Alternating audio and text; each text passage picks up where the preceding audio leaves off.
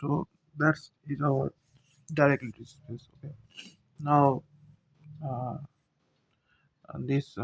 now we are going to talk about this momentum space. So why it is useful and what it helps to study. Okay. So basically, these electrons which are in this lattice sites we are considering, but it is at their in maximum times. Okay, but this electron who from one lattice site to another, to say they are so there is some kind of kinetic energy of an electron. Okay, so there is a kinetic energy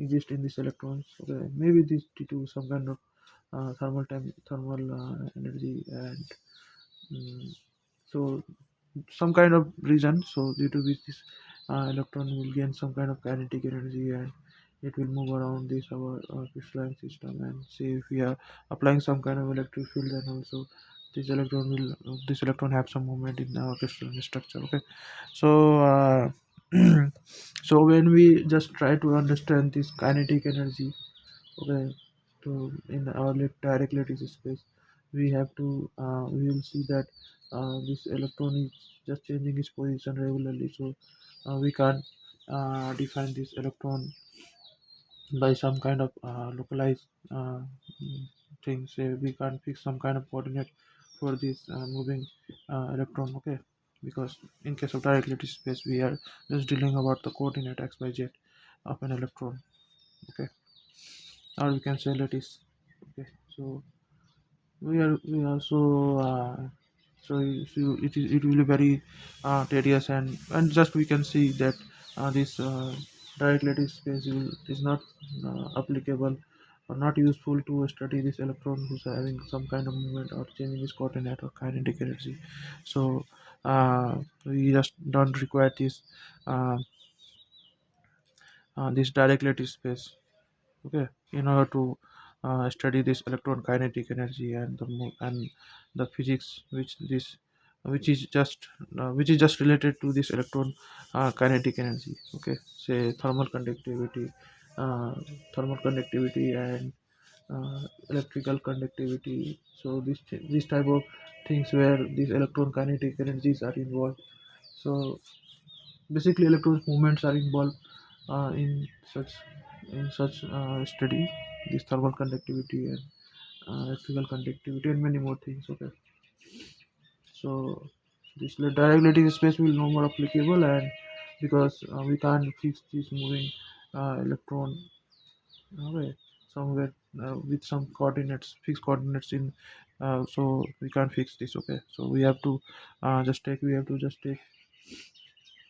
electron kinetic energy. So we want a momentum space. So once we consider a momentum space, so this electron having some kind of momentum. Okay, so okay, it is moving, but it have some momentum only. Okay, so we just fix that momentum, just one coordinate.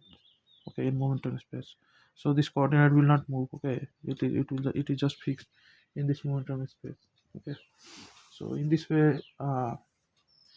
momentum space we can study this electron movements. Okay, where electron movements is just we just describe by some coordinates in our momentum space.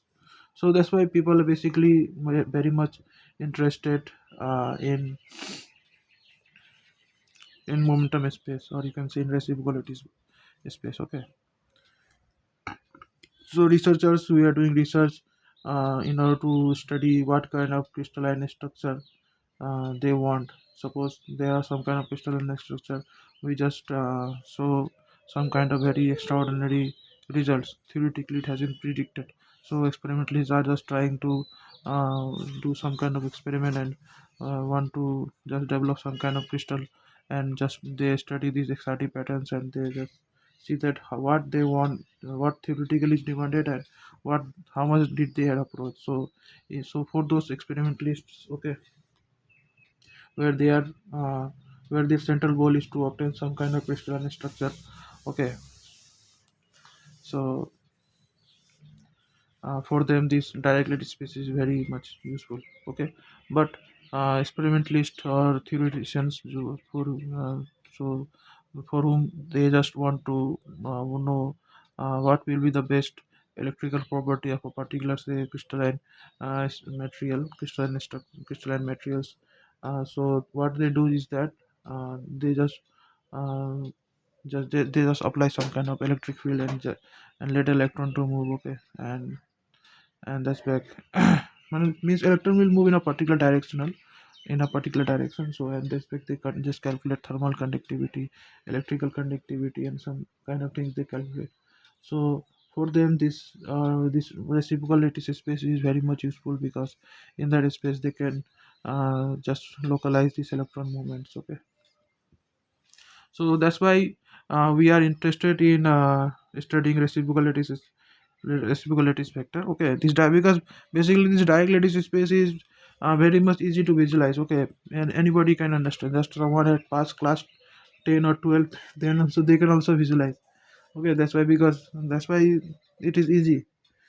Okay, because we can see it through our eyes. Okay, but this reciprocity space basically just it is just a mathematical framework. So we can see through our eyes, so we have to visualize this through mathematically. Okay, and I hope that you all guys know this Fourier transform, okay, very well, because it will also very much useful for us. So uh, okay, I will take another lecture on Fourier transform. Okay, so it will be more clear for us to understand this reciprocity space. So I hope the motivation is clear, that why we require reciprocity space, basically this momentum space. Okay, and why and for whom this reciprocity space and this direct lattice space are useful. What kind of experimentalists or theoreticians they require. Okay, okay. So now let's back to our discussion, that is single particle states. Okay, so basically now we just consider an identical interacting particles. Okay, system with an identical interacting particles. Okay, so it's simultaneously in such way. Okay, this Hi usually contains this kinetic energy of an electron, say ith electron, and may that electron is under the influence of some kind of external field, say magnetic field or something else they are experiencing. Okay, each electrons are experiencing. Okay, so that term also is included at this. Okay, at this Hi, this Hamiltonian. Okay, and the summation I equals to 1 to n goes as. So we are considering each electron kinetic energy and that electron which is interacting with some kind of field. Okay, so this one is that. Okay, and next one is, as we know, that say a particular electron which is interacting with another electron, say due to some kind of Coulomb interaction or something else. Okay,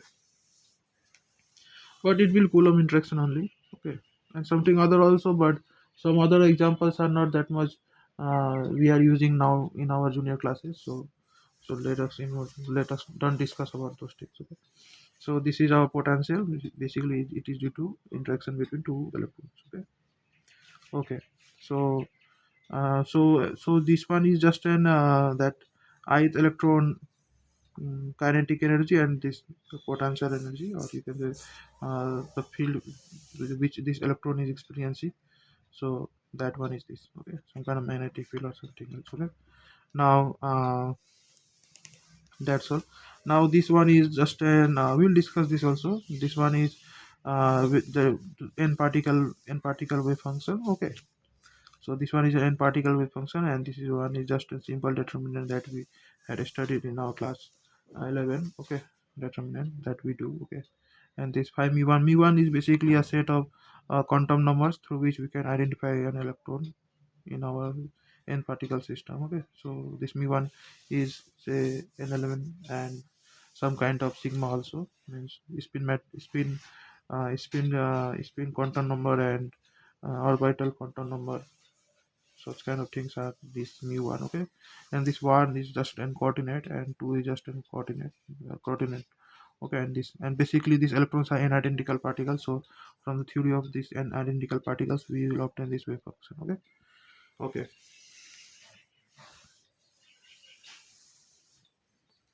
Now Just consider an electron gas system. Okay, electron gas system we are considering. Okay, so we are considering electron gas system, and this basically this electron wave function basically support such kind of condition. Okay, so, this is a wave function of a particular electron in this electron gas system. Okay, so this phi x y z comma x plus l y z and x comma y plus l comma z and phi x comma y comma z plus z. Basically this is a cube. Okay, these electrons are trapped in a cubical box. Okay, we are considering that.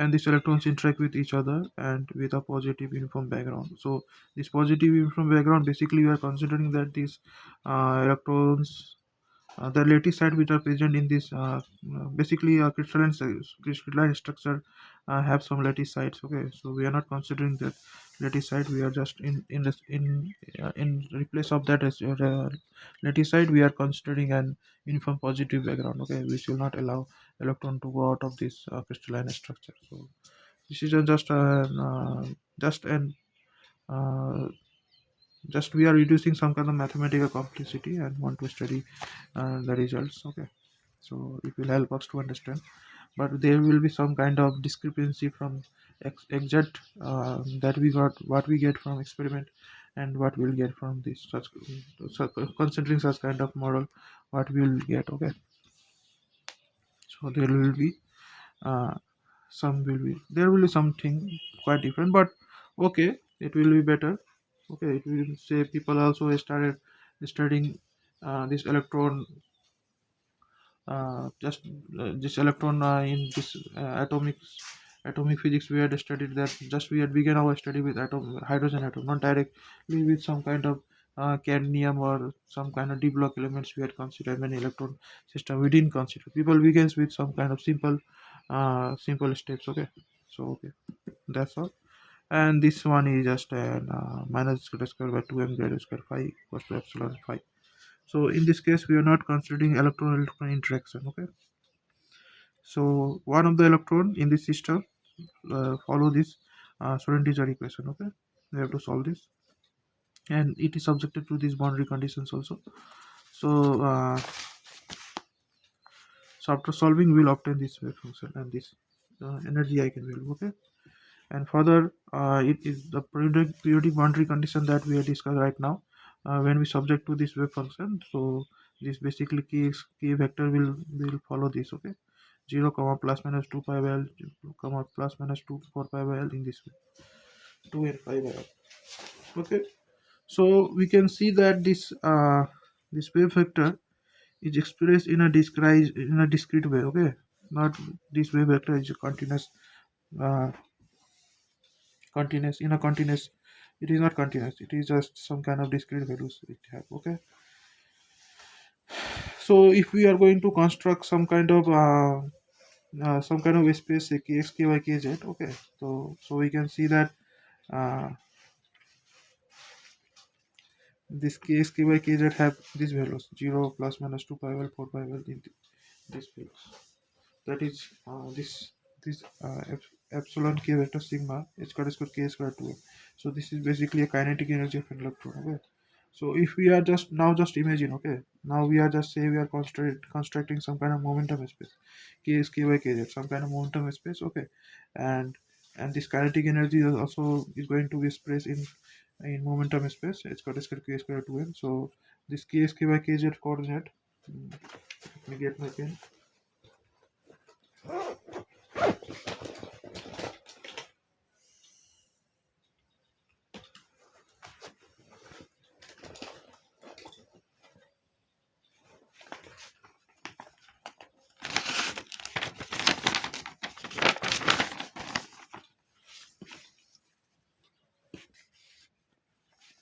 So this one is our kx, ky, and kz. Okay. Okay. Now not all k's are allowed. Only these values of k's are allowed. So among these we say consider 2 pi by l. Okay. So when we just insert at here is square k square 2m. then and basically this is k vector. Okay, so it will create a nice sphere of radius say 2 pi by l, 2 pi by l. Okay, so it will create a radius of 2 pi by l, so in this way. So one of the sphere basically signifies uh, okay, one of the sphere basically signifies one kind of energy state. Okay, so so this is so one of the uh, so this for a particular energy eigenvalue, we have a discrete number, we have many numbers of combination of k, by kz, which just adding and squaring will obtain some kind of 2 pi by. So we have discrete, so it is some kind of, we can say, degenerate eigenvalue. Okay, degenerate eigenvalue, where many where different sets of eigenfunctions will satisfy this eigenvalue. Okay, okay, whatever, but it is creating some kind of cell, some kind of spherical cell. Okay, each energy eigenstate will create. Okay, in momentum space. Okay, now we can see that how things are very easier. Okay, this is basically a kinetic energy, and now this kinetic energy is placed in this momentum space by some kind of localized, say, this is spherical cell. It is not moving, it is just fixed. Okay, for a particular energy. Okay, so energy spectrum for this electron can be drawn in this momentum space, and this energy spectrum will not move. Okay, it is just fixed. Okay, okay. And further, this 1 by root over b is something nothing but just a normalizing constant we can easily obtain. Okay, so I will back to this discussion now. Let's discuss some of the properties of our eigenkets. So this k vector prime sigma prime, k vector sigma, just orthogonal sets are these, and in this way we will obtain this some canonical delta functions, and this is a completeness condition. Okay, phi k vector sigma r vector, phi k vector sigma r vector star r vector prime. Okay, so okay, we have to discuss this also. This is some kind of what we call that, uh, something like this. Okay,